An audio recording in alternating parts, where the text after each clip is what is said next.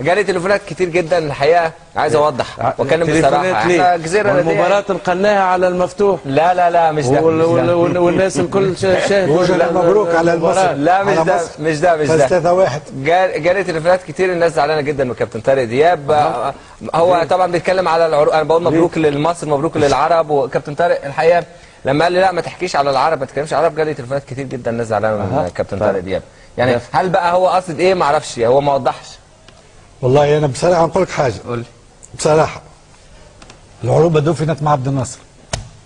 انا لما قلت لك ما تكلمش على العروبه لان نعرف في الوطن العربي ان 90% ضد مصر انها تفوز.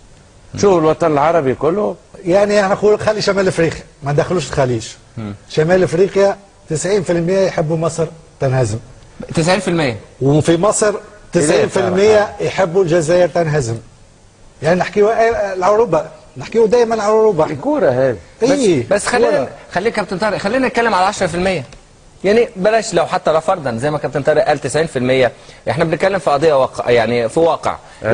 واقع خلينا مش هنهرب منه. ان مباراه الجزائر ومباراه مصر عملت حساسيه كبيره بين الجماهير الكل. الجماهير العربيه الكل.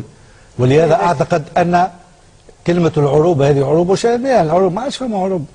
في غزه ثماش عروبه، في العراق اختلفنا، في غزه على غزه اختلفنا، في جنوب لبنان اختلفنا، ومن بعد الا في الرياضه نحكيو على العروبه. والله نفرح لما مصر تفوز، والله نفرح لما تفوز.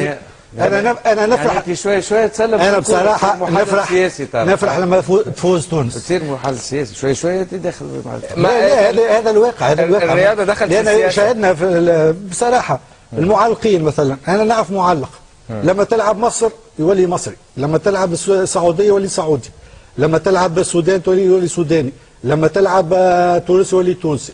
يا اخي قلبه يحب، انا قلبي ما يحب الا تونس. انا بس عندي الا تونس يا كابتن. بطبيعه الحال بطبيعه الحال اتمنى الخير لمصر، اتمنى الخير، لكن اني انافق والله ابكي وزعلان. المعلق طارق زعلان على مصر انهزمت. مصر انهزمت. طارق المعلق مش ممكن تلومه يعني. لا لوم، لا يكون حيادي. لا في الكوره. لا مصر اذا تلعب مع كينيا ولا السودان تلعب مع كينيا والا الجزائر تلعب مع مين تحبوا يكون المعلق؟ لا مصر مثلا مصر مصر تلعب هو مين للعروب؟ انا نعرف بالعرب. مصر تلعب مع ليبيا، هو يقراها. مصر 80 مليون وعندها جماهير يمشي مع مصر. السعوديه تلعب مع تونس، يقراها السعوديه يروح مع السعوديه.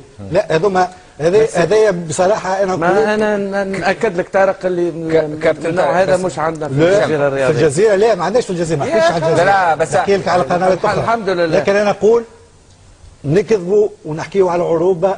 العروبه دفنت مع عبد الناصر. خلينا العروبه نحكيوا على تونس، على مصر، على الجزائر، على ليبيا، على السودان. اوكي خلينا نحكيوا على مصر. اوكي طيب. بس انا عايز اوضح كلمه اخيره. يعني كابتن طارق بيتكلم في نقطه مهمه. واقع في بعض الناس، مش عايزين نتكلم على الكل، في بعض الناس هنقول في ناس، مش كل الناس يعني.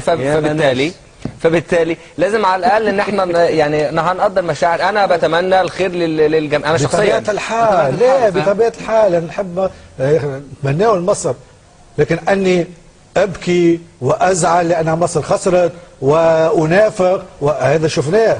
شفنا النفاق ده اللي قصدك عليه يعني في الاشهر هذه، وشفنا النفاق وشفنا يعني الشيء مش معقول. ولهذا نقول انا بصراحه المعلقين المحللين نحكيوش على العروبه، نحكيو على مصر، الجزائر، تونس، ليبيا. كوره وكونوا كوره.